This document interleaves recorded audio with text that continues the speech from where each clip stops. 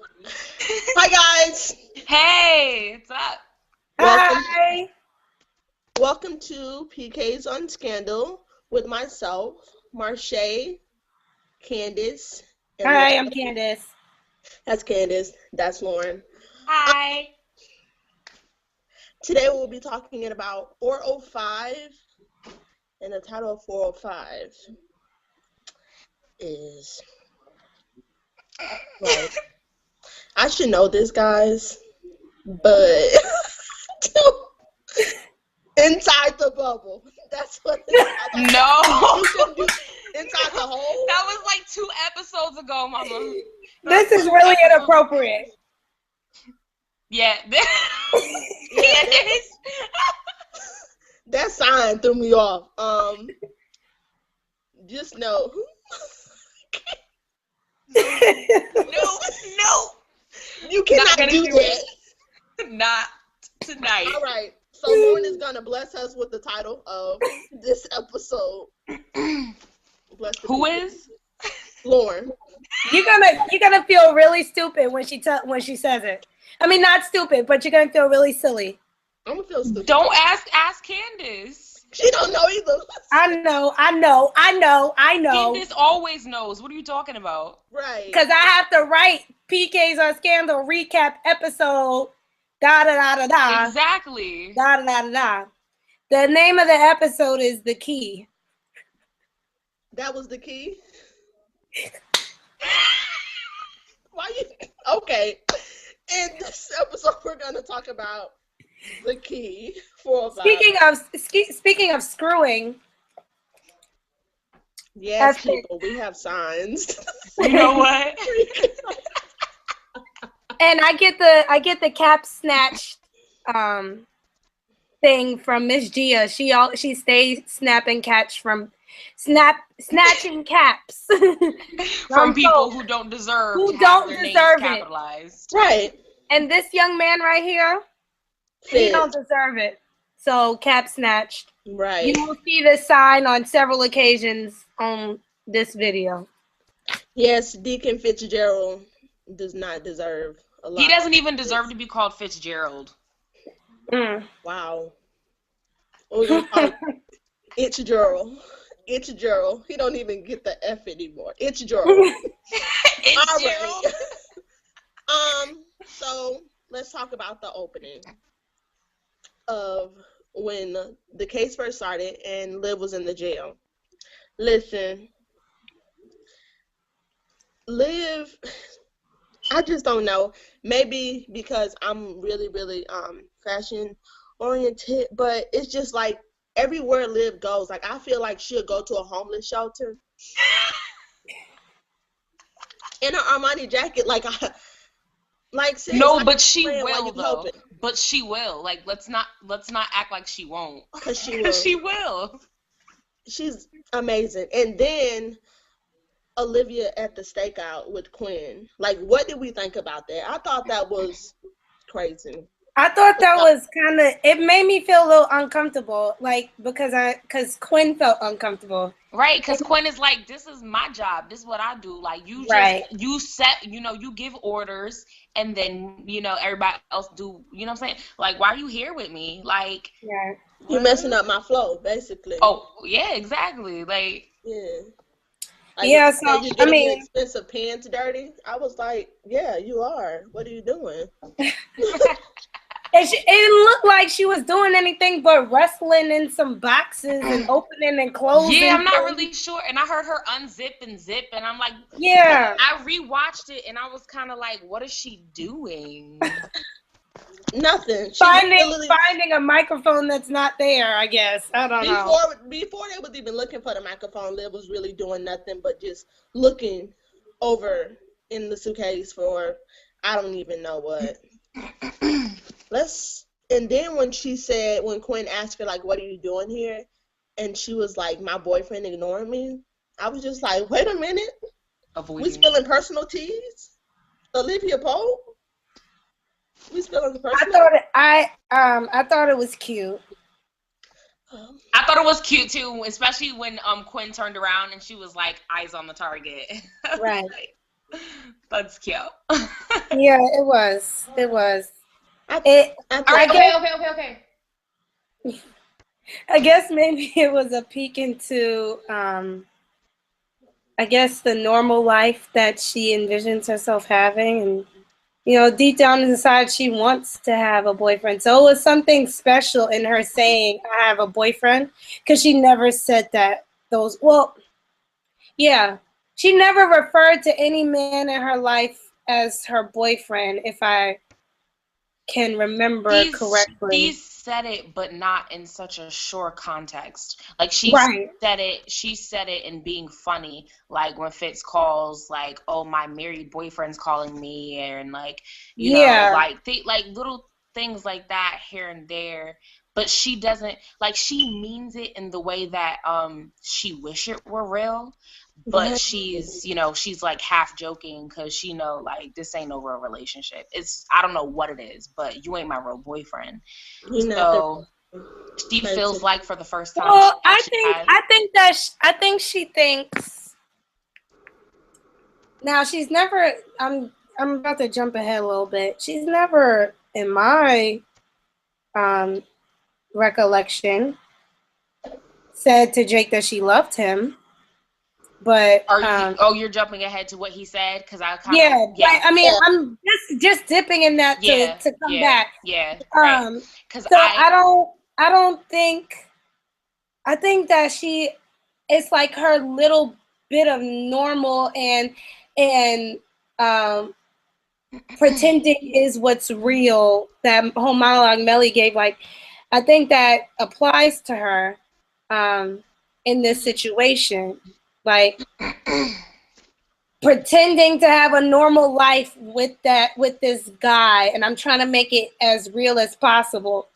Like, I'm trying so hard, Yeah. and Because then I want. it's not working for her. But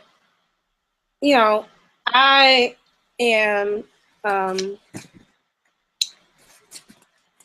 I am Team Olivia. So Yeah. and I think I've always said that. Like, I don't really care, no matter what, I need Olivia to just be happy. yes, So I don't care if she's happy with Fitz, if she's happy with Jake, if she's happy with Put and Pop, if she's happy with Wait a minute. herself. Bring it back. she tried to skate over that. You But peep, it right? did it. But no, like, I just need her to be happy. I need her to find happy. But yeah, because I'm not gonna lie, I was thinking the same thing that you just said, Candice. Like, when he said that, I kind of was like, who said that she love you? But Maybe that was something that happened on the beach that we didn't hear. see, the thing is, even if she did say it to him, I don't. It's not that I doubt that she has feelings for him.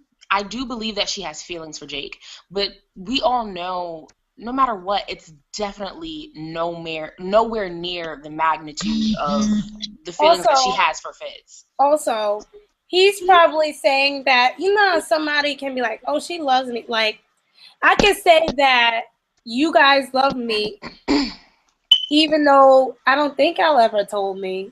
I don't know. It doesn't matter if you did or not. But in my experience, in my recollection, I don't remember. Y'all know how my memory is. Mm-hmm. Yeah. So, but like the things we've been through together and done together or whatever, like, I know that we have love for each other and that we love each other and will always hold each other down. So obviously you're on this island alone with this man for 2 months. You have feelings, and that the fact that she allowed you to come with her, like, he's going to say she loves me. Right. I really don't think that she honestly said it, because look how long it took her to see it. But you know what? Candy? You know what's funny about that? I think it's harder to face the truth with people that you really feel that for. Right. And it may be easier to just kind of, like, depending on the person, of course, but I think it's easier to just, like, say, yeah, I love you, if you don't really feel that way, because it's hard to face the truth. You know what I mean? When it's real, it's hard to admit it. But when it's not real, it's like you could just say it. You could just throw it out there because it doesn't mean anything. Yeah. So I totally think I don't necessarily believe she said it either, but if she did say it, I believe it was out of that. You know what I mean? I think so too. But then, like, I'm sure Olivia probably threw like the L word out there a whole bunch of times. But just like Candy said, she probably didn't really mean it in like the "I love you" Fitz type way. And another reason why she might have said the L word. Never mind. Yeah. Keep going. Yeah, that could definitely be it, you know? Love is blind. Wait, I'm missing this. Flying over my head. LOL, sis. LOL. When I say LOL, what do I mean? When Shay says LOL. Legs open leg, Candace. Oh. Oh, God. Her memory is bad. And we have told her that we loved her. Just... Because we have. Like, you could go through your text messages right now. Right now. No, I'm just kidding. But I don't know, but I mean, not y'all. That was a bad example. But there's people in my life that, you know, haven't articulated that to me. But no, yeah, we get it. Yeah, I get that. That was a bad example. Anyway, Shay, what's next? What's next? The whole murder. We still at the stakeout. We dipped. Oh. Jesus, because we were jumping. Yeah. Oh yeah, girl. See. Okay. So excuse us because we love to get on the trampoline and jump places that we do normally land. But just so comment on that. What do you guys feel? Because it's funny because a friend of mine, whom she's the one that really like got me started with Scandal. Like, she was saying, oh, like, I wonder if they're gonna continue that case. And I was like, if it has significance to the story of the show, then probably so. Right. And then she was like, probably not. And then the minute it started, I was like, oh, Kayla, I guess your question is being answered. So I thought it was interesting. What do you guys think about this case specifically? Like, do you think that it's tied to the rest of the story in this season? I don't know, but this is kind of like the first time we've ever had a case on like one of the same cases on 2 episodes. Consistent. Exactly. Right, and that's why Kayla was doubting it. Yeah, so maybe this case has a line to it because this is rare. Like, I'm not sure, don't quote me on this, but I don't think we've had a consistent case. It was probably like a case. We ended the case before the episode was over. And then we heard anything about the case. Yeah. So maybe this case. When that happens, it has significance to the overall story with Olivia and her relationship. Like, it's a parallel. Right. I have no clue what it is. I honestly don't even know what this story arc for this half of the season is. And I'm not upset about that. I don't mind that. I like not knowing because it makes it more exciting and you know, makes my brain go a little bit faster. Because like the beginning of season 3 was Operation Remington, and second half of season 3 was re-election. Then season 2 was the mole, and what was the first half? Whatever it was. So like you knew in the first episode or first couple of episodes where they were going. I know. Oh, okay. So I guess maybe this arc is all about Jerry's death and like figuring out the truth of things. But like even with that, I don't like it. It don't feel big enough to be like the arc. You know? I don't know. Whatever. I think like too. We're dealing with a lot of deaths and trying to find the clues. Like Jerry, then we have Harrison. You know, it's just like people that aren't even on the show anymore. Not saying that they, you know, I didn't mean it like that. Wait, was that shade? No, it wasn't. It was sincere. God, that did sound like shade though. That's awful. But no, it's kind of like we're dealing with what happened. Like, we're dealing with the past, so it may be like stuff that we really don't know that we'll probably find out in the middle of the season and just blow our minds. Because, like, was it season 2 when Fitz got shot? I wasn't expecting that at all. Like, at all. So I think it's going to be like something crazy like that, something like out of the blue, out of the water, and it's just going to shock us for somebody that's dead. And I feel like it's going to be involving someone that's not even on the show anymore. Well, there goes our predictions. I'm not sure. Huck. We needed the mic, and Huck wasn't there for us. He was too busy stalking the family. What are you What are you doing, brother? No, I'm like, I feel like, I don't know, like, are you confused as confused as I am, when he's like, I told you everything, you don't believe me. Like, when we saw 752, okay, wait, no, never mind, now I remember. Because when he grabbed the gun out, she didn't know what was happening. Right. That I had to remember that, because I felt like she was confronted with everything, but I remember she wasn't. But I don't know. We don't have words for Huck. But I just want to say, if you were Kim, if you were put in her situation, would you have believed Huck, or would you be like her and be like, you crazy? Well, she didn't know that he had a job when he came home from the Army, that he had a job interview that was going to be closer, working with CIA or something. He disclosed some kind of information to her. Yeah. And so it should have been a little bit more believable. And now I understand her reservation, because it was like he disappeared out of the blue. No trace, no explanation, So I understand that, but still,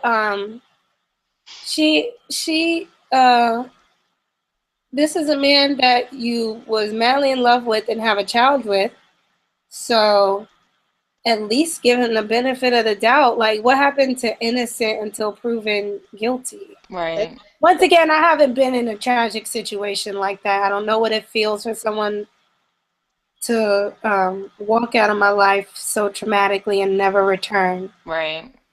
So that's gonna be hard, and she's certainly justified, but I feel like she should be a little bit more have a little bit more room for understanding. I feel like she should want to have more room for understanding. Come on. Then why are you fighting it? That's me. I feel like if, like you said, her and Huck were madly in love. For someone madly in love to just leave you and you have no idea where they are, you should be concerned. It's not like he was trying to hurt you. Like in 752, when he was trying to, get them all together because he said something was about to happen and he wanted to take them away.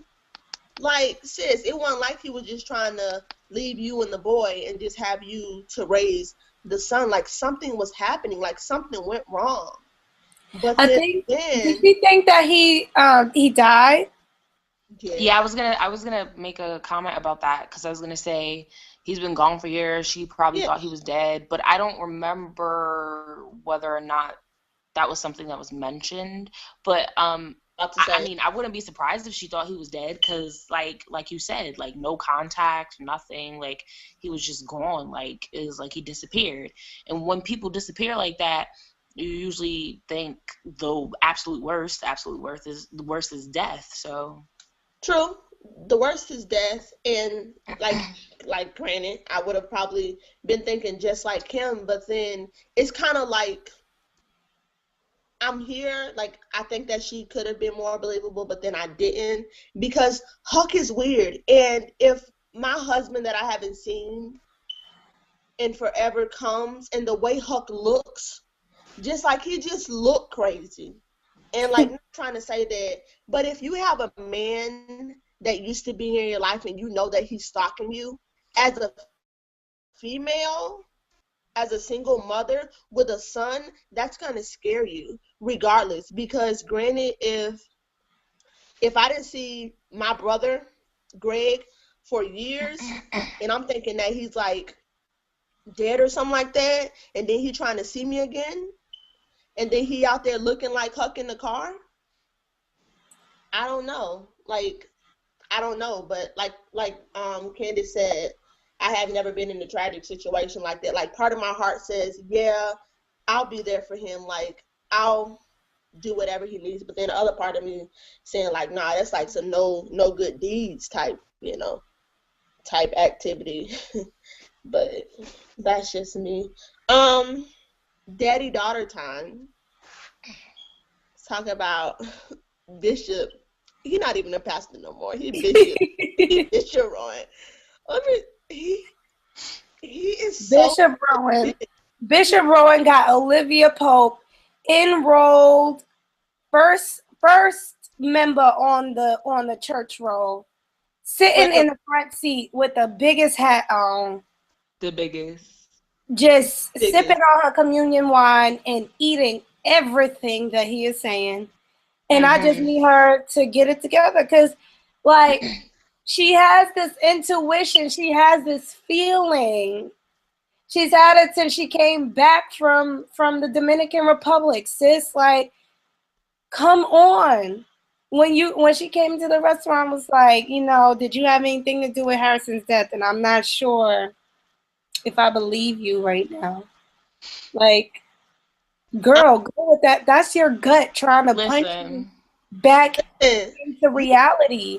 I watched the show, and of course I watched the show, but I watched the show, and even though I know what's going on, Eli is so legit that I didn't know what was going on. I would believe him. Mm-hmm. So then I put, especially if it's your father, Right, because you want to believe, and you want to rekindle that relationship. Like, he's been going out your life, and so now he's come back, and you're back to Sunday dinners, and you're sharing with each other. That's where I kind of what I wanted to touch on, because I feel like it's not necessarily that it's not that she necessarily believes him, because, like you said, like, she had the feeling, and I believe she still has the feeling. But the Olivia that sat down on that couch and drank wine with her dad, was that little girl. Like, that was not the Olivia Pope. That wasn't the Olivia Pope that ripped those parents to shreds. Like, this Olivia Pope on that couch, that was Livy. You know what I'm saying? The little Livy. Feel me? Yes, Livy. Like, she, like, and see, this goes back to what I was saying. Like, when people get mad at Olivia, and then they're like, "Oh, I don't feel sorry for her." Well, honestly, you should. Because she has had a rough childhood. And what I keep telling people is that your childhood is the shortest time of your life, but it is the most important time of your life, because that is the time that molds you and creates, who you become as an adult. Everything that happens in your childhood leads up to who you become. And she thought her mother was dead most of her life, most of her teen life and adult life. And she wasn't that close with her dad. He sent her off to boarding school, right after her mother passed. Like, she doesn't have a relationship with her parents. So a lot of the decisions she makes are definitely clouded by those experiences, because she, at the end of the day, is just a broken person. And she's a broken person trying to heal everybody else's life. And so she wants to believe him out of that, but she knows she don't believe him. And so I need her to follow that feeling. Because I've been said that. Like even when they had dinner, I was like, why is she so chummy with her father? Like, I need this She's so to stop. vulnerable, soft. Like she don't. Not okay. Like you said, she's not Olivia Pope when she's with her dad. She's Livy, even with her mom too. Like she's Livy. Like she's not even. She's not that strong, you know, like you said, busting kneecaps in and tearing parents apart. She's not that girl. She's a baby. She is a baby. But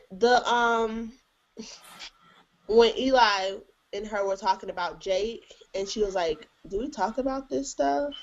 I thought that was like the cutest moment with the most person in the world. I'm not gonna lie, I was like, "Oh, that's so cute. He's so evil." It was so cute to me. And then he was talking about lady parts, and I was just like, I was embarrassed for some reason, like he was my dad or something. I was just like, all right, that made me a little uncomfortable. Now, y'all gonna laugh at me. Let's go to the interrogation. So, y'all know who was coming. Wait. You skipping stuff. Yeah. Go back. Go back to when Cyrus first came in the Oval Office and Fitz asked him about if there's a confession from Jake. All right, so let's talk about Mr. Nene Leakes and when he you know what?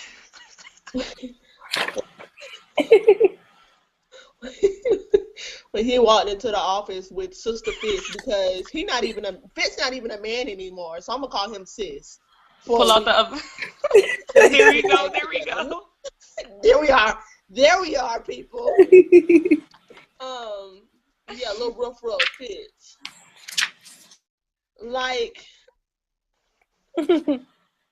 So understand what this is saying. Fitz is a little female dog, basically.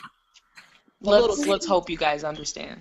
I think you do. Just look it up if you don't. But you should. You should.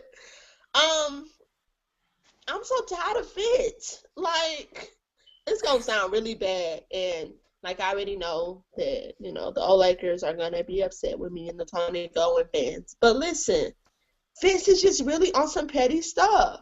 Cyrus has told him, we don't have a confession. We have the best interrogator. I want a confession. You don't got a confession. Shut up and let that boy go home. But no, hear his feelings. And Sister Nene Leakes, just there, telling him no, and Fitz don't want to hear it. Fitz is so... I wonder if it ever ran through his head that Jake did not do it. You know, it had to have. That's why he's fighting so hard. Candyce, I wanna jump on that. The more you guys keep talking about it, and the more I keep thinking about it, I really truly don't believe that he ever thought it was Jake, because if you think about it, really think about it, he's persistent. He's persistent in saying, I want a confession. If you thought that he killed your son, and then Jake said it. Jake even said it. Like, my body would be in a ditch somewhere. Like, you know I didn't do it. Like, because he's adamant about getting him to confess about it. Because if Jake confesses, then he'll have the right and a reason to beat him up and to hurt him, or to order his death. So Fitz never believed that Jake did it. He don't believe that. This is all he knows it's not right. By Olivia, and I forgot who mentioned it on AfterBuzz TV. Shout out to y'all. We love y'all. Woo, we love you guys so much.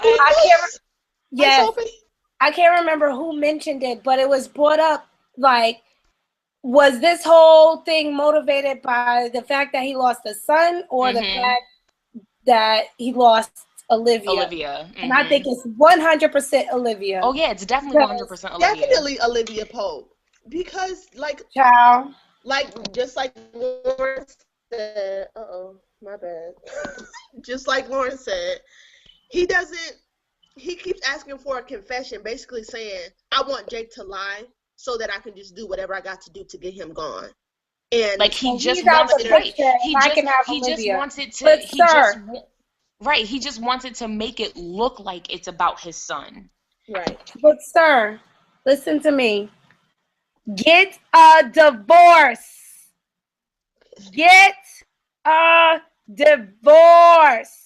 We not, you know what? I'm not even gonna give you the time of day. I'm not gonna give you no attention until you stop being a little female dog. Rough. And like Cornelia said, get a divorce, because we can't even include you in the conversation. We can't even take you seriously, sir. Right. People want, this is, I have a lot of, let it out, I guess, frustrations, because I'm not bothered by Olivia going back and forth. As a woman, it is problematic, but like, it's TV. I don't take it seriously. Right. You know, it's not informing my real life, and I hope it's not informing yours. And I hope it's not shaping the way you interact with people or deal with people in the real world. But right. So I don't mind her like having these passionate love affairs with Fitz, because it's hot and it's great and it's real and authentic. It's real, true, all of that. So and I don't mind her being with Jake, because that's her getting her sense of normalcy. But right. I do have a problem. So like when people be like, oh, she needs to choose. I'm not on that boat. Yeah, I'm not on that wave. But I do think what will help in the choosing process is not putting all this on Olivia. See, y'all putting all this, like, saying Olivia need to do this and Olivia doing that. How about these men? Speak, sis. How about these men? Can Fitz get a divorce, please? Right. Come on. Then you can really talk about choosing, and because she can't choose Fitz if he's married. And see, sis, I'm gonna back you up on this because that's help what I do. me, people. Because I got your back. You helping the people. People are gonna say, but Fitz tried and Liv won't let him. No. If Fitz was really serious, Fitz would not care about being president. Fitz would have just been like, look, I'm resigning. I'm filling out these divorce papers. I'm gonna give them to Melly, and that's it. We over. Because like, if she don't sign them, he could serve her and they could go to court about it. But you know what a lot of people are gonna say? Just like when Liv was like, when Fitz found out that Melly got raped. See, I know people on the. Shay, we're saying this is what we're saying. It should have been done way before that. Exactly. So we wouldn't have had to worry about that. When he told her, when the "you watch me earn you" scene, if he was serious, just like you say, he would have cut everything off. He just, when it came to the house, went back home. Right. He wouldn't have. Everything was normal. Even when Liv say, you don't have to do this. No, I want to do this because I, Fitzgerald, am a grown man who can make my own decisions. But what do we always say? Actions speak louder than words, right? When Fitz claims that he is going to give everything up and be with Olivia, that's all words. Exactly. I've never seen you act on it, sir. Only thing I've seen you act on a lot of things. But the things you should act on, you don't. We need you to fix that. Candyce, where to sign it? Where to sign? The sign. Oh. Hold on. We got this one. Like, it makes no sense. But like, we didn't even let him. Also, while we on this Fitz train, let's talk about how calm down. He does not know how to deal with Melly. And you know what's concerns me? If he can't be this man for Melly, and considerate for her. How in the world is he gonna be that for Olivia? Like, is it all gonna magically appear when you go to Vermont? Sir, this is what I wanna offer to Fitzgerald Grant III. Practice now. You may not like the hoe, but be considerate. You can't go out there asking her to leave. Why don't you just leave? You can't do that, sir. You can't do that, sir. Candace, like you're really speaking some truth right now. Like, and I can't take. I'm overwhelmed. Like, I really am too. Like, I feel like I'm at. I feel like I'm in the back queue, and I just need tonight. to reach my hand because you giving like me life. This is real. Like, and I always feel I'm trying. Listen, it's old. I'm always here for the shenanigans. But if I can offer some real life advice to these characters, this would be it. Please. So I'll say that for my predictions. Remind me to say that, or not predictions, but hope for the future. Shay. No, just now to the interrogation scene, right? So let me tell y'all me, because I'm Marshé and I'm different. So all I saw was a black dude with a low cut, and I know you know who that was, right? Out there interrogating Jake. Wait, you know who that was, right? No, I don't. Please remind me, because I kept looking at him like. Yeah. Girl, as soon as I saw him, I went straight to IMDb. He was the teacher in the early days of Boy Meets World. That's what it was. Yeah. What's his name?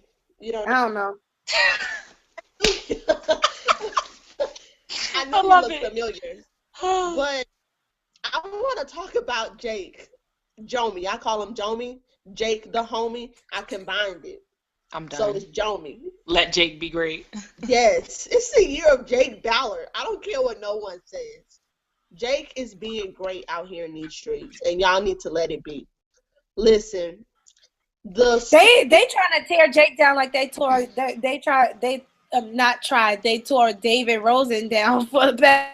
Right, Mr. Olivia Pope, wouldn't it be?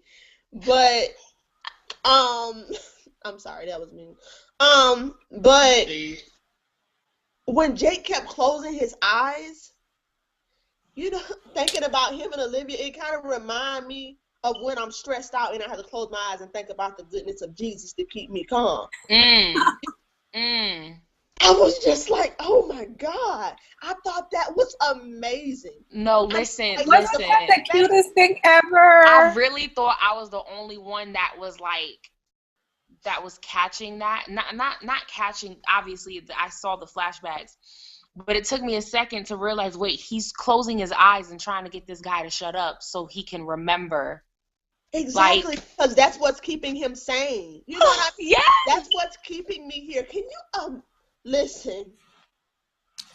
That scene, those flashbacks, I was just like, that's that whole, just the flashbacks when he was closing his eyes, he was just trying to block everything out and just think about those great moments at the beach with Olivia Pope, like his girlfriend. It was amazing. And then when he told homeboy, he was like, I'm not talking.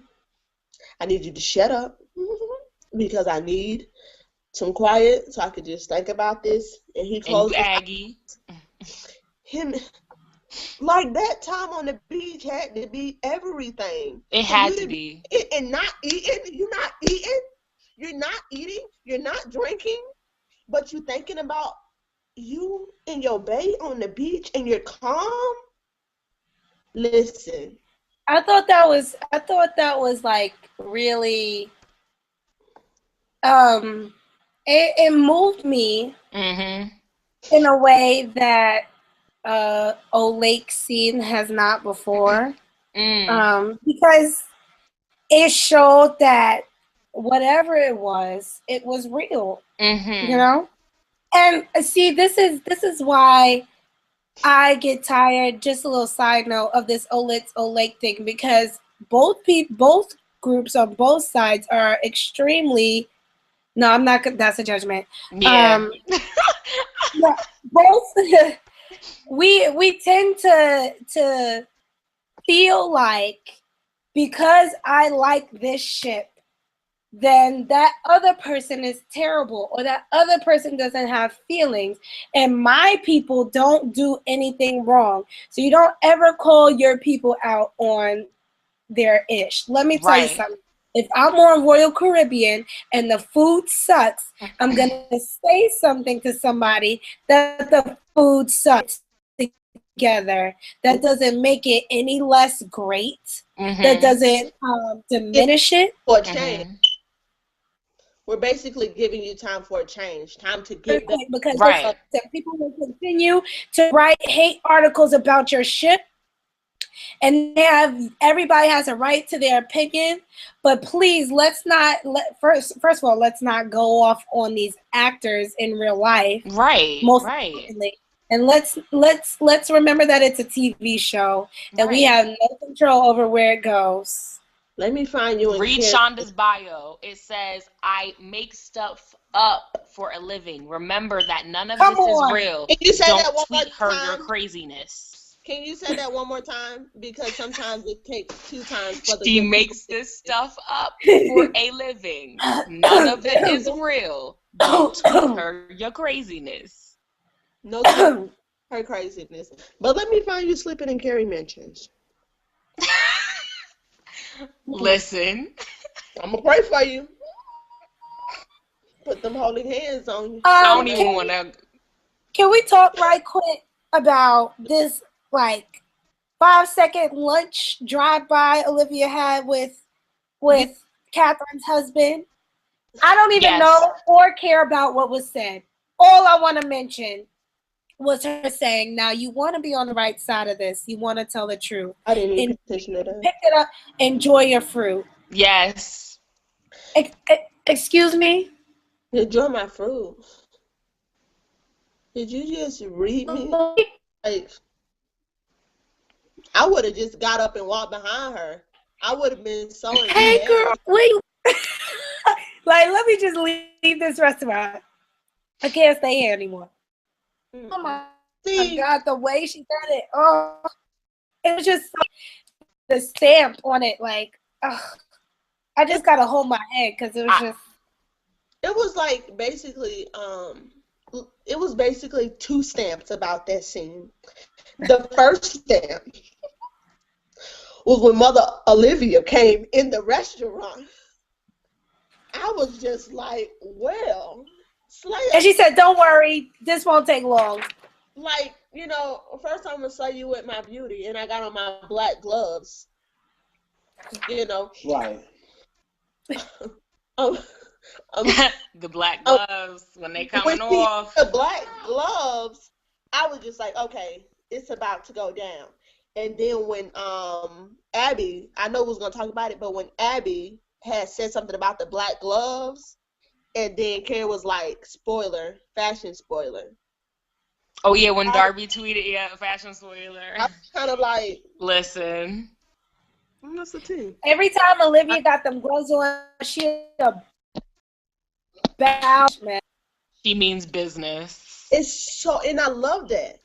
I'll never forget the first time that we saw the opera gloves in 210. Episode 210, when she thought Fitz was alive and she walked through that hospital. Yeah. Yes. I was like, girl, come on in the room. But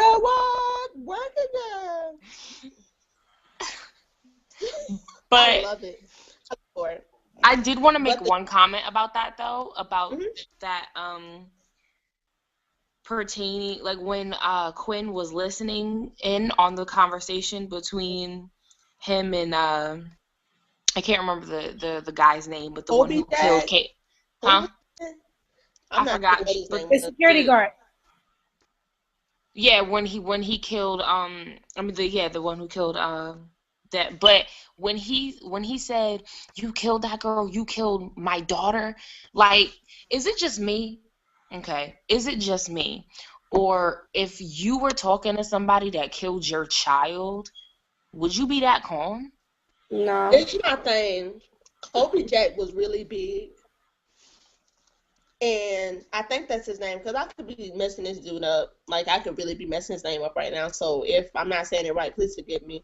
But he was, and I said the same thing. I was like, if somebody killed my child, I would probably be going crazy right now. I don't care if we're in the park, at the mall. I just found out that you killed my child. It's going down. Regardless, I don't even care. Exactly. But it was kind of like he was scared. Like, but there's some kind of hold this man has. Like, yeah, like it has like on him. Right. Out like that. Because even though Catherine's husband or the father is the boss, like in that scene, the security guard was the boss. You know. Come on. So he was the head and not the tail. Above and not beneath. Because I was just like, I thought the same thing when I was watching the scene, and he was just kind of like sitting directly. He was just looking at him like, "You killed my daughter?" Right? Like you killed my daughter. Like Olivia had a bigger reaction when she found out about Hollis and those 7 people. You know what I'm saying? Like, there's something behind that. Don't you worry. I'm not concerned. There's something behind that. Oh, no, there's definitely something behind We're that. waiting for the tea, Shonda. We're waiting for it. Yeah, there's a meaning behind a lot of stuff that has left us blank. Yes, Candyce. So, back to the interrogation. Can we talk about when Fitz finally came in the room? Yes. Before we talk about how Jake kicked that man's chair like a horse. I was like, well, golly. Jake said, I don't. Absolutely I can't. none. I don't got the time. No patience. None. So when Fitz came in the room and he sat there and gave this man food, started singing, sitting on the dock of the bay. Whatever. When he was doing that, I said exactly this. Listen. Because he was ruining him. That was something that Rowan would have done. Like snuck in there and made you feel comfortable. Yeah. So yeah, he really did that though. It finally came out from that scene though that Olivia is really the nucleus to all of this. Because I don't even know. Oh, he said Jake was like, ever since I came back. And ever since you arrived with Olivia. But sir, are you here, sir, to interrogate about who killed your son, or to find out about him and Olivia? Like, what is your purpose? Or to find out who was harboring. Stop. I really want to say something slick, but I'm not gonna say it. But like, see, no, you know what, Candace, just keep going, because I'm think about what I want to say. So my conclusion at the end of that, Fitz, not for real, Shonda. Don't actually kill him off. But even though we know you ain't gonna listen to us, no matter what we ask. Right. Right. He can't go around doing this to people, like, and it's in every area of his life, in every relationship. He belittles and demeans, and it's all about me, you know, and Fitz is very selfish. Fitz is very selfish. Yes, you're never taking it. What boy isn't selfish though? What boy isn't selfish though? Where my sign at? What boy isn't selfish? Little boys don't get caps. They don't. So, but yeah, it was ridiculous. I was like, and then he came up to him and like tried to get up deep in his face, and Jake is like, I that was probably Scott Foley's best acting because I wanted to cry for him. Like any other time he's pleaded and begged with Olivia a lot, and I just be looking at him like, come on. But with him in his eye, now it might have been a little bit of a manipulation as well. Either way, like there was layers to it, and I really appreciated and identify with it because he just had like his big blue green eyes, whatever, which is like, no, I didn't do this. Like, you're a good guy. Like that, him stating his case was 100% B613, but still, like there was a little bit, and I got that from AfterBuzz too. I agreed with them on that, but there was a sense of honesty and truth. Yes. Or honesty behind it. Like, yes, I really need you to believe this. Like, bro, we've been in the trenches together. Right. And you gonna come at me like this? We've been boys since this girl, since before this female was born, we've been boys. Kind of like bros before hoes, but come on. Like, I just got that in a like huge way. Seeing him that scene that like opened me up to the Jake character in a way that it hasn't before. I'm still not Olake. I won't ever be Olake. But I'm Olake. It ain't gonna happen. I'm not Olake. I can totally see why Olivia. Why Shay lying like Olivia? It's all right, sis. What you're not gonna do is do me on live stream because okay. We'll save that later. We'll just okay. Yeah, we're gonna save that for later. That's gonna be on the live stream. So on the next, on to the next. Oh, let's talk about Can we wait? Yeah. What? Who? Abby and David. When y'all, I think I find like the rare stuff of the episode, but like when Abby was like, yeah, I shower sometimes at the White House whenever I can. I was like, no, that's not what she meant, Shay. She said I shower sometimes here, really? I shower sometimes home. That means that sometimes she's always at the White House, so when she's there, that's when she showers there when she's there. That's that's what she meant. I know what she meant. Right. But what was in my head was like, right. No, like, I'm sorry, y'all. Hey, PK, no, it's good. Keep going. But I was just like, sometimes like her and Millie cousins or no. Like that was the first thing that popped in my head. But like I knew exactly what she meant. Like sometimes she showers there, sometimes she showers at home. Like she showers because Abby has really been giving me like you're the beat white woman this season. Mm-hmm. And y'all know how I live for a beat white woman. Mm-hmm. And my homegirl Melly looked like she's finna come on the comeback. But go ahead on whatever you think about. All I gotta say about Abby and David is they need to get back together or have sex, and that's all I got. Otherwise, don't really care. I'm pretty much there with Candyce because we're not I mean, I can't speak for everybody else, but I think I can speak for all three of us when I say we're not that invested in the relationship to the point where we can do the back and forth with them like we can with Olitz. Right. I could just really, okay, they broke up. It's like, but I think they probably will make it a little, no, let me save that for predictions. Can we get to this? Yeah, leave her alone. Like, she has my name. Okay, yeah, she spells it wrong, but that's all right.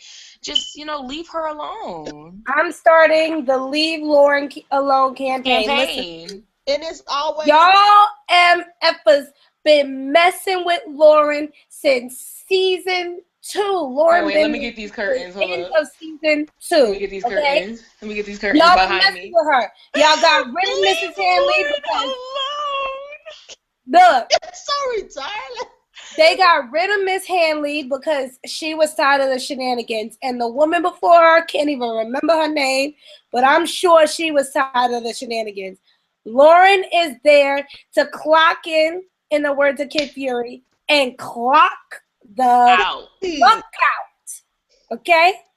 She is not here to be taking calls from Olivia Pope to tell the president that Olivia Pope is on the line so that so Fitz can get like, oh, I'm not talking to you. Goodbye. Olivia Pope calls back 5 seconds later. Let me speak to Cyrus P. I'm not here. Wait, did y'all see that? But wait, did y'all see that? I think it was Scandal's, either Scandal's Snapchat or somebody else made it. But I think it was the Snapchat, and it was Lauren's face, and it said, "They don't pay me enough." Right. They don't. I'm sorry. They don't.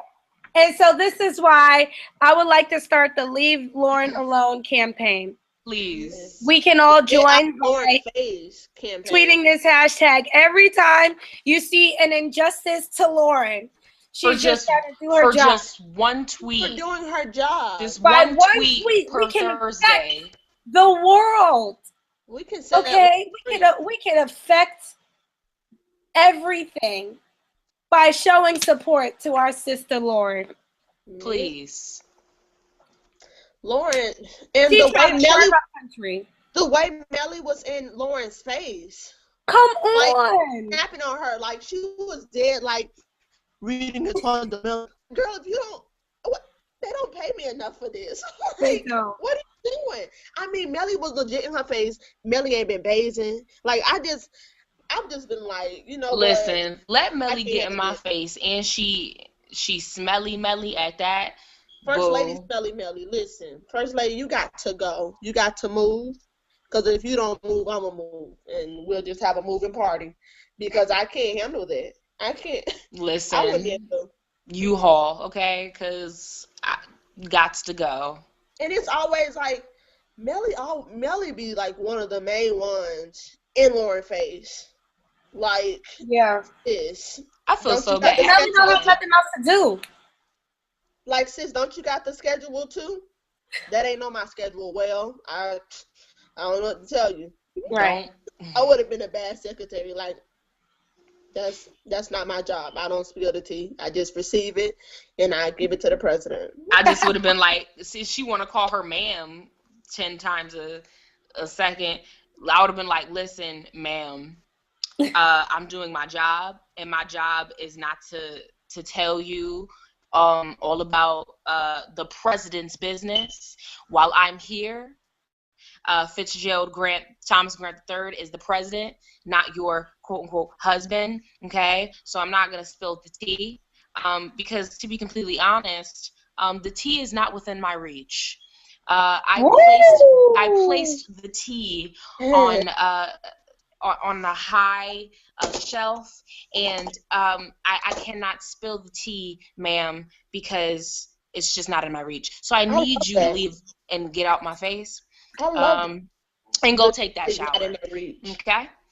So, y'all, somebody put that on a t-shirt. Stitch that on a pillow. The tea is not within my reach. It's not within my reach. That was good. Excuse me. Go ahead. We gotta wrap this up. Yes. What y'all want to talk about? We can only talk about one. Cyrus and Olivia's conversation in her house, Melly and Fitz's conversation in the Oval, or the very last scene, or the very last sequence. Well, since we pretty much touched on we touched on everything else but that. Did we touch on Melly saying what she said in that Oval? That's what I was saying. So we touch on two. Olivia and Cyrus at her house, Melly and Fitz in the Oval, or No, I heard what you said.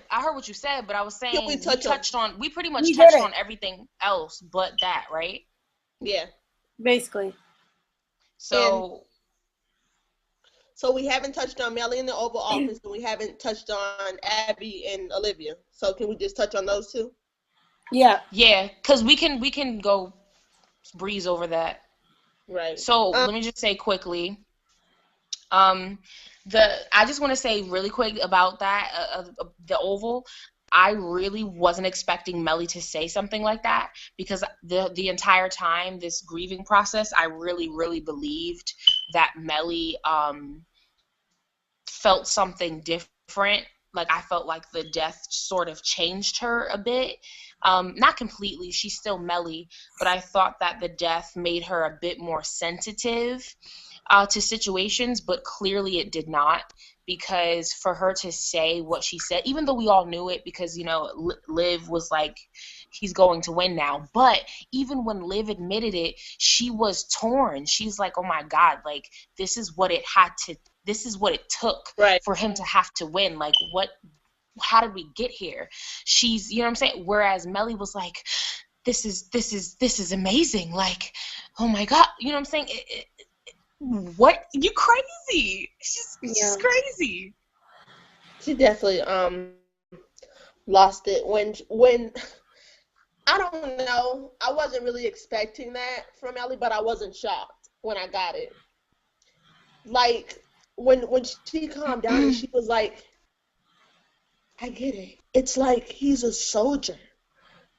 I was like, that she in the army of the Lord. That I was about to say that. Oh my God, yes. But I was just like, there she go. There go that crazy Melly. Because see, Melly lived her life as a sacrifice for Fitz. So seeing somebody else sacrifice, or as she would like to put it, sacrifice their life for him, it was normal. And that kind of scared me. But I wasn't shocked. Like, she was really just doing a lot when she was like, die for the sins and everything. I was just like, oh no, the blood is. And you know what? I'm so glad you said that, Shay, because now I'm starting to see that connection. Like, you know, we mentioned before that a lot of her mourning over Jerry's death is more so of guilt and disconnection. And so now it's freeing to her in a weird way that her son was sacrificed for Fitz because she was sacrificed for Fitz. So now it's like this. Finally, she has this bond with her son. Exactly. In her crazy mind. Yeah, that's wow. So she gonna be back. I mean, she is back. You know, back to she gonna be shenanigans real soon. Yeah, she gonna be back, especially when she took that shower. I was like, yeah, she coming back. Speaking of that, 1 second. All right, so I was talking to Greg, and we realized that Melly got in the shower, but there was no soap involved. So, like, was she taking a rinse off?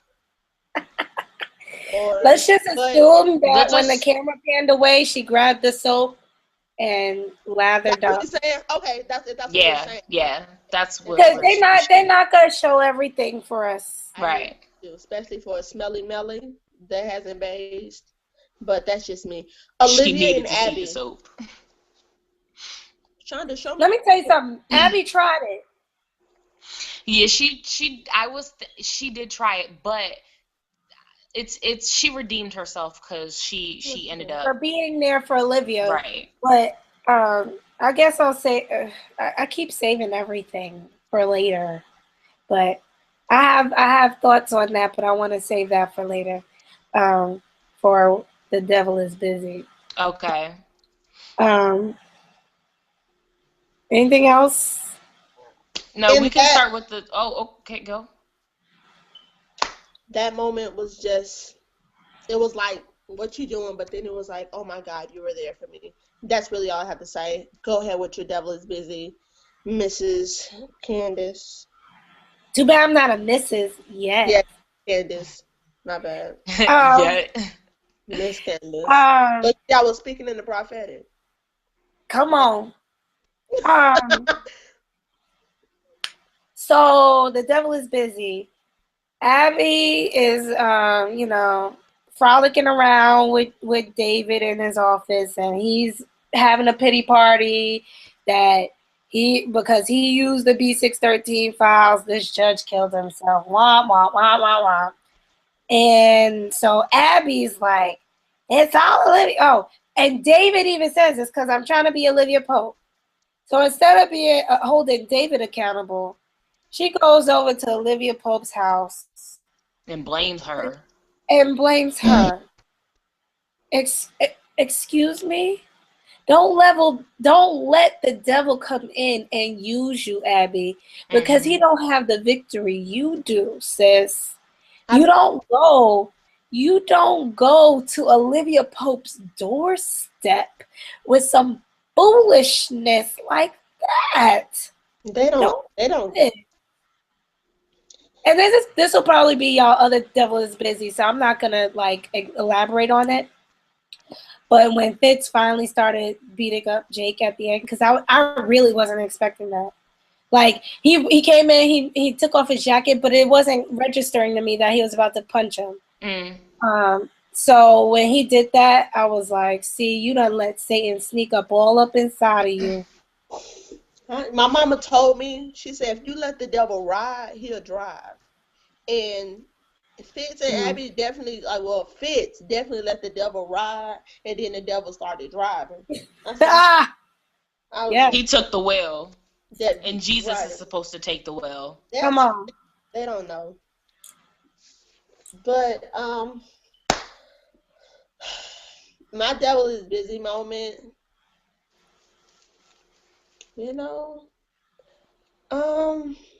That's good. When Fitz was beating Jake. But see, my devil is busy and Hallelujah moment are all in the same. But when he was beating Jake, I just felt like that was like he was a coward. He was that same coward that he was talking about when he said that he didn't wait for Olivia. Like, I saw that coward that he was speaking about. Like, it was so punkish of him to do that because, like we said, you know that Jake didn't kill Jerry. Right. You know this, but you're beating him up because homeboy was in, those magical thighs, and you're upset. Like, there was no reason behind you beating them up. Like, it was what boys do. And I just don't like, even though I haven't really, I've seen Fitz as a man once. And I'm sorry, Fitz, I love you. But I've seen Fitz as a man once. But that would definitely have to be my devil is busy moment when Fitz just, really went that low to go and punch him in the face like that. I thought that was stupid. My devil is busy. It's not necessarily a moment, but it's the whole situation in itself. It is Fitz and Jake. I feel like that whole thing is unnecessary. Like, for you to pretend. And then even I feel like he even was pretending for himself because he wanted to believe that it was about his son, because if he were to believe that it was otherwise, then he would feel like he was a bad person. And I just feel like, the devil really is busy, because that's a problem, sir. Yes, it's okay for you to love Olivia, but it's a problem for you to, for this to really be all about Olivia and you basically care not about your child. That's a problem, sir. Yeah. And then when he was beating Jake up, I was like, wow, he's really doing the absolute most. And you know what's so funny about that moment is that I always like remember when we had our little fanfic craze? Yeah. The fanfic always described Fitz as this jealous, like he would do something like that. And it always, for me personally anyway, I always was like, these people exaggerating because Fitz is nowhere near that bad. Like, he's not that jealous. You showed it. But you know what? this episode showed me, and I feel like more and more the fan fiction is like coming into fruition, because like there's some stuff that I've like read in fanfic and it's like, whoa, this is strange. Like it's real. Like this is real. Like this is really real. And I just can't believe that Fitz really went that far. True. Yeah. Hallelujah moment. My hallelujah. Oh, okay, go ahead. My hallelujah moment would be, it's kind of connected to all the episodes so far. The fact that we've had an Olivia Pope flourishing read every episode. She's been laying it down and making it plain that they may run and not faint. Listen, she has been making it clear for you hoes. Has not the time. And so you better get your act together. Get your complete life. And she needs to pull out the holy oil, rub it on her hands, and lay hands on you. She will do it. She has done it. If she needs to give you one of those, you know, when you acting up in church and your mother, your father look at you like, yeah, she need to give you one of those. She served Melly that last week. Sure did. So I just want to thank God on this evening that Olivia Pope is doing it. She's serving. She's serving.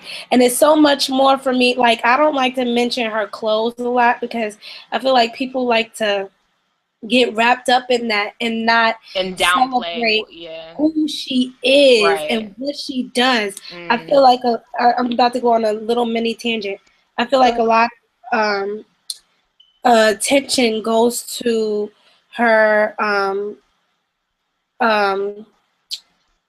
goes to Melly, and we've discussed this before. Not taking away, Bellamy is excellent, but come on, Olivia Pope is the show. Let's talk about how amazing and flawless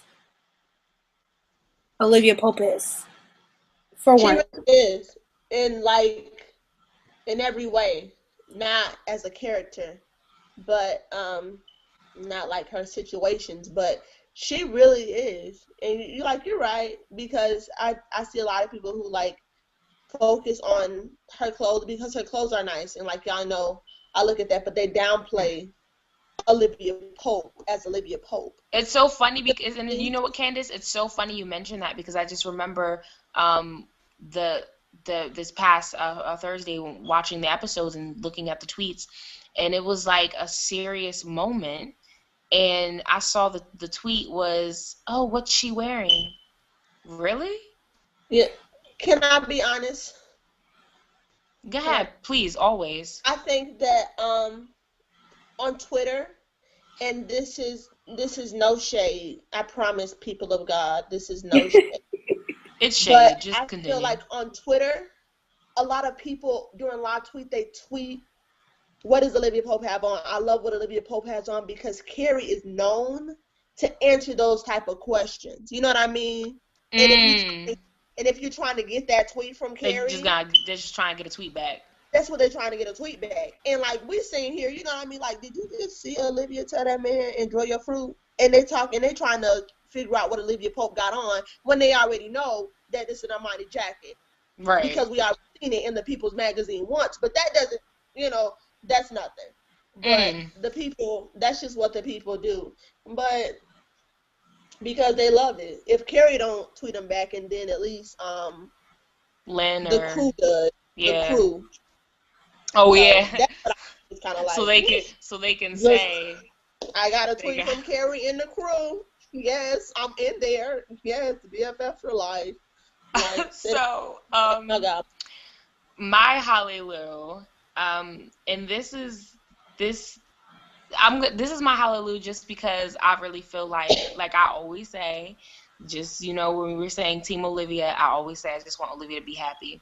And it's my hallelujah when Abby came and after she realized, you know, when she was really trying to come at Liv, and then she realized, you know, something was going on, and she was like, what's wrong? And then, you know, Liv tells her, and she starts crying, and Abby is always and see, this is why I like Abby. Because Abby may talk junk, you know, she talk a lot of junk, but at the end of the day, like she's the ride or die. You feel me? Okay, she's the ride or die, and she always is the one to hug Liv, to, you know, comfort Liv, and she made Olivia hug her back, and that was my hallelujah, because Olivia barely lets anybody comfort her. Olivia is always taking care of people. She don't let nobody take care of her. And she needed that. She needed a friend to hug her and tell her it's okay. And like, yeah, Jake did it at the funeral, but that's different. Mm-hmm. This was, you know what I'm saying? This was really, it was just different. And it just melted my heart, and I just was like, yes, like, because you need to let people in. Like I told y'all last time, them sledgehammers, she need about 5 sledgehammers, and she need to break down that wall of China, because I'm so sick of it. So go ahead, Shay. Yeah, hallelujah. My hallelujah, thank you, Jesus. No, my hallelujah moment would have to be, it's gonna be really odd, but when Olivia actually found out what was going on, and she went to Eli's office, and like she just like went in, and it was my hallelujah moment, because she was speaking exactly what was going on, and then like she said it. I'm sorry to cut you off. No, go ahead. Oh, she said exactly what happened, and Rowan twisted it. Exactly, and that's what was happening. Ooh. And she wasn't Livy around him. She was Olivia Pope, because when she came, she was serious. Like, yes, but then told you about the thing, because that'll ruin my hallelujah.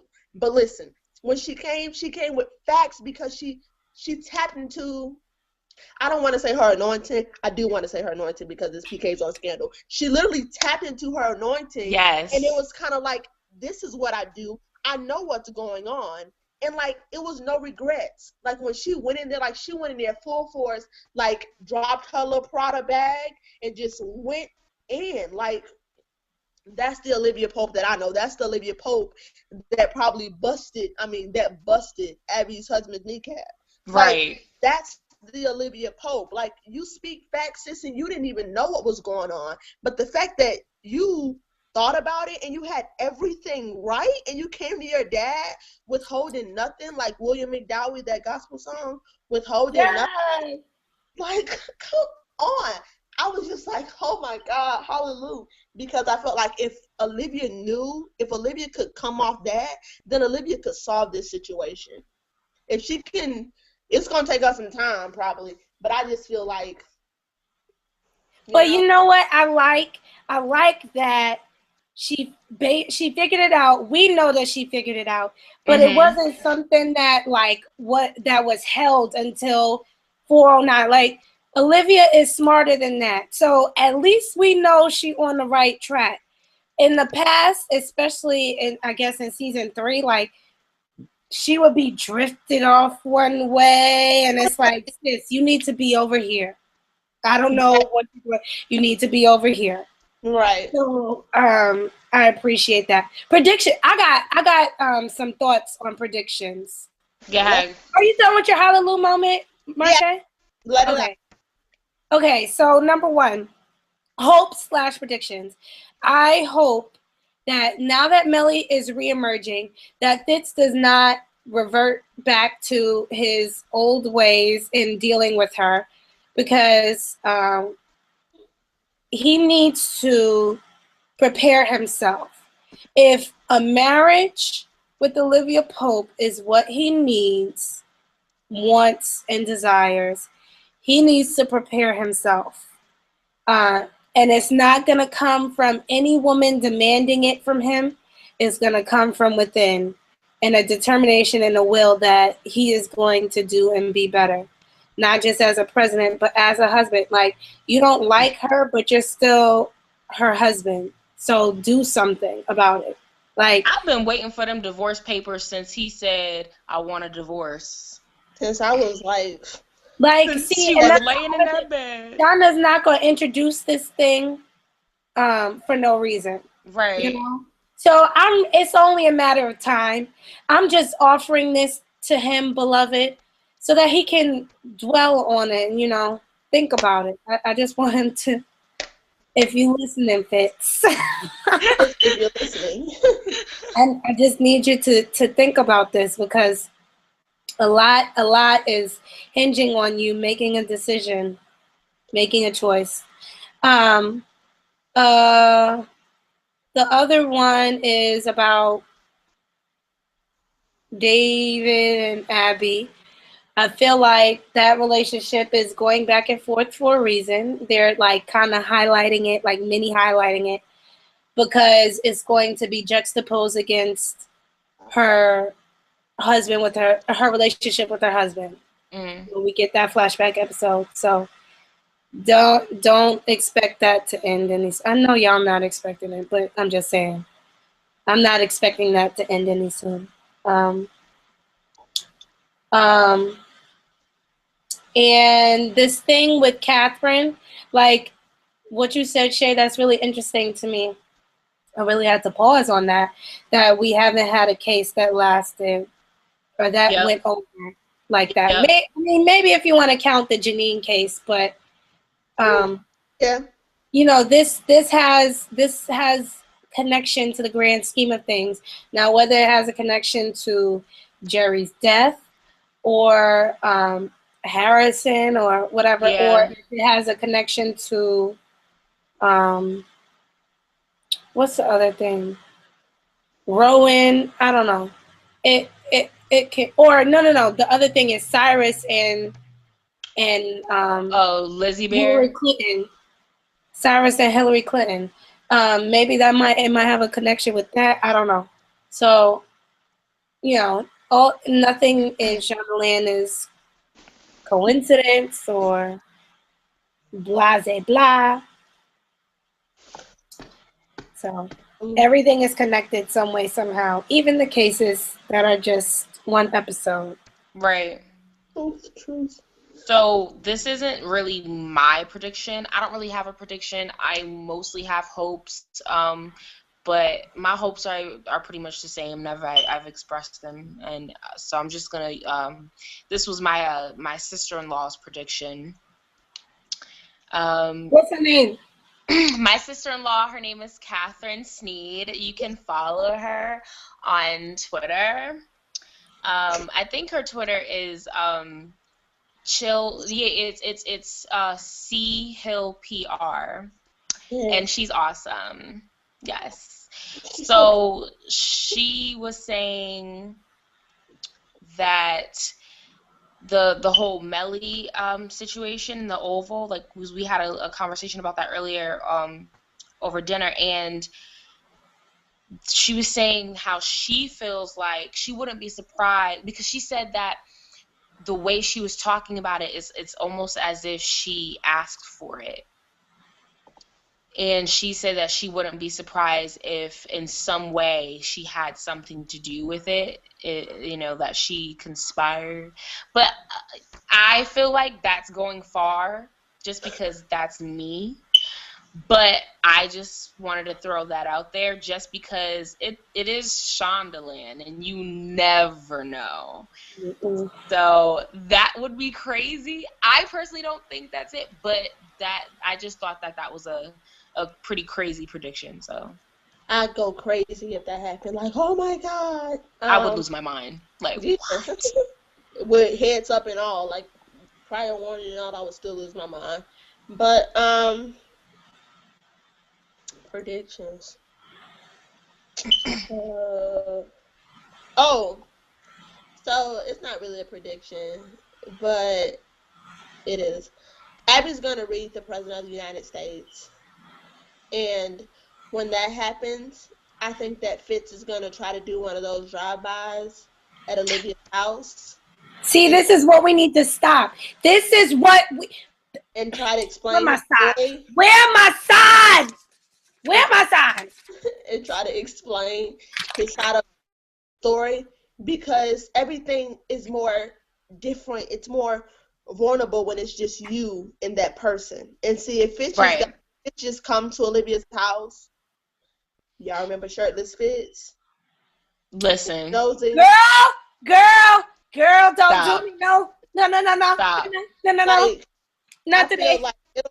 I feel like it'll be something like that, because you have to realize when your homegirl come to your man and tell your man that you got to get right because you sleeping with the man, that whole situation is just crazy. But when your homegirl confronts your man, you have no other choice but to do something about it. Because, like... But the thing to do about it is not go to Olivia's house, go to the courthouse and get your divorce papers. That's the right thing to do. But that's what we want to do. Take you going to Olivia Pope's house. I'll take that too, girl. I'll take it any way I can get it. And I will melt in my bed, like literally fall on the floor, because I'm here for it. Video screaming after the show. I am here for those stolen moments. Because they give me life. They may not be your life, but they give me life. You said I can go on. Listen, let me just shout out your Vine right quick, Marshé. No, don't. Yes, I'm gonna do it, and I'm gonna post it. I'm gonna post the link in this description. I'm gonna post the link, because that is literally all I need to go. No, but really, you're all. Y'all gotta see this Marshé. It was like speaking everything that every OLIT shipper was feeling in that moment. So the breathe though. Yes. Breathe. Let me tell you, I didn't even realize I said that she can't breathe until I watched the video. Like I didn't realize you said it until I saw it when they retweeted it, because I remember watching it the night, but I didn't realize you said that either. And then when I realized it, I started dying. I recorded it, I found it in the moment and just like shared it and didn't think anything about it. And then people was like, "Oh my God, you said she can't breathe." And then you was like, "Oh my God." I'm not even gonna talk about it. The link is gonna be in the description. Will be in the description. So click on it and watch it. And if you're an OLIT shipper, it will literally help you through. It will. The next couple of weeks. I'm sorry. I'm glad you just said that. OLIT shipper. Back to the beginning. That I was an O-Laker. Listen, people. I am an OLIT shipper. Do I have no? Listen, Marshé, don't play yourself. Let's just leave it alone. You're not even listening to me. You know. No, let us speak. Let us speak. Okay. Let me share my heart. Go ahead. God. So, basically, I'm an OLIT shipper.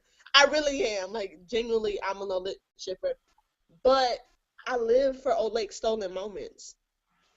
That's what I'm gonna do. OLIT don't have stolen moments. Thank you, Candyce. Thank you, Candyce. Yes, they do. No, they don't. Yes, they do. Stolen moments. Let me explain what stolen moments are. No, wait. Nope.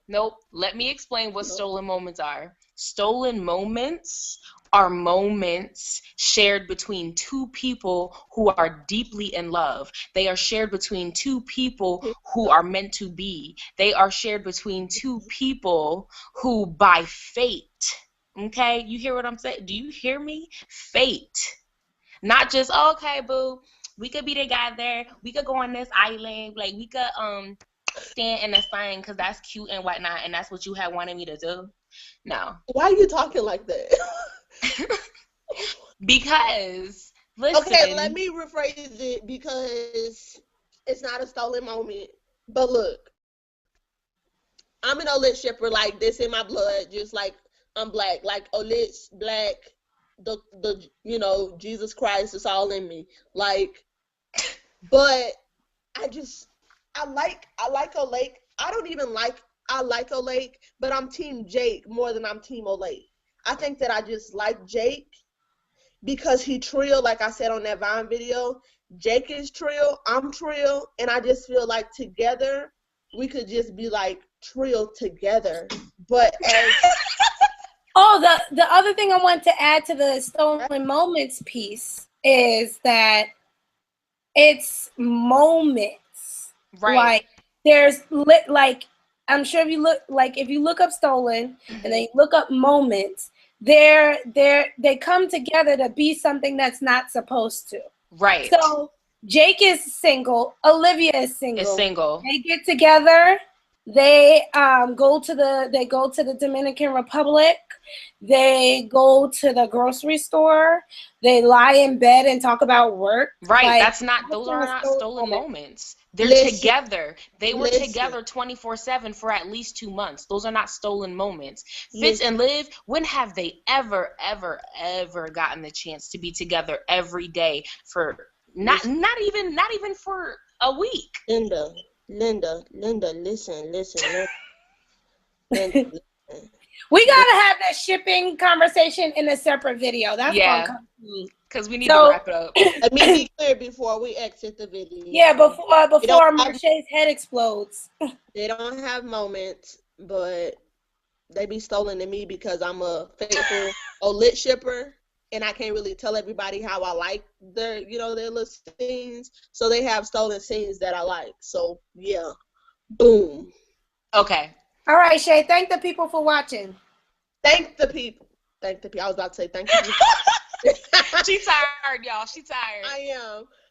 Thank you guys for watching. I do want to shout out the AfterBuzz because we really love you, and we are so grateful that you put us on the prescription that really, really, really blessed us, and we're so grateful to have you. Sophie, thank you for following us today. You have no idea how we just freaked out, but we love you, and we love our viewers and our gladiators. You guys are the best, and we'll see you next week. Yes, please watch, share, and subscribe, and retweet. And even if you don't watch it, you have a friend who has an hour and 15 minutes to watch. Tell them to watch. With them. Remember to interact with us. Yes, tell us what you think, please. We love your thoughts. We love your thoughts, your ideas. Questions, ask us questions. We love that. So predictions, hallelujah moments. What was your hallelujah busy moments? Yeah, so do that. Let us know, and we'll see you guys in our next recap. Bye, guys.